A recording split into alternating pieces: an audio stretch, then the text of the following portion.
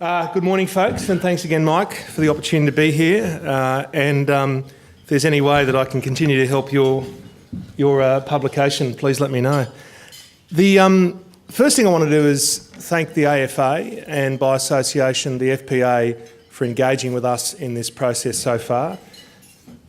I'm not doing this just because I'm here, but I want to particularly say that Richard Clippan has worked extraordinarily closely with us to represent the views of the advisor community, as has the FPA.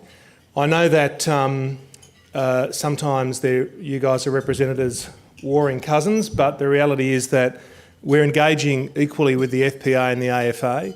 But I know that I want to personally say that Richard has been extraordinarily engaged from day one, and as has Brad.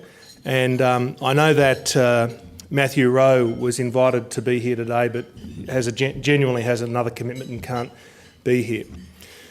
The starting point for me today is to offer an apology. I think it's fair to say, and a lot of the feedback we've had is that the method in which we've communicated this, maybe some of the language we've used, has been unhelpful and possibly even inflammatory. And for that, I apologise. We don't want to be at war. The insurance industry doesn't want to be at war with advisors. We are partners in providing Australians with insurance, and we're partners with ensuring that we fix a very significant problem in Australia, and that is massive underinsurance. So to the extent that there was a them and us influence in the language and interpretation of the language, I'm sorry about that. And I want to, if you like, try and restart the clock today in the approach that we take. We as an industry at large have had constant reform over the last 5 years. It's been consistent, it's been brutal, and it isn't over yet. And in that journey, the Financial Services Council, with the advisor community in general, have fought hard. At times it feels like fruitlessly, but to eke out some benefits through the whole FOFA process to ensure that we can still operate as a viable industry into the future. It started with the very serious suggestion in the Cooper Review that insurance actually not be allowed to be sold with superannuation. The early view, the purest view, was that superannuation is a retirement savings product, life insurance is not, the two should not be joined together. And ironically, Damien Hill, the CEO of Rest, and I, at a pivotal meeting, combined together to convince Jeremy Cooper that the underinsurance problem would simply be catastrophically worsened if insurance was not sold as it is attached to superannuation. So that's been important, I think, in maintaining insurance for the majority of Australians.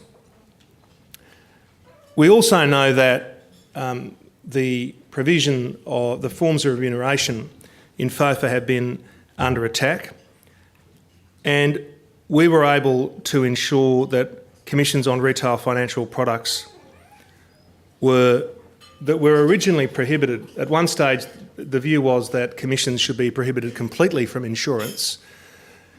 We were able to run a very strong and hard debate to make sure that they actually stayed in place. You know, what I've struggled to say publicly, but I guess we're past the point of delicacy on this matter, is that we are under pressure for the government to self-regulate in this area. You will recall very well the period last year where the government had life insurance inside super and outside super and inside super and outside super. And there was a point at time at which we thought that we'd lose that whole battle.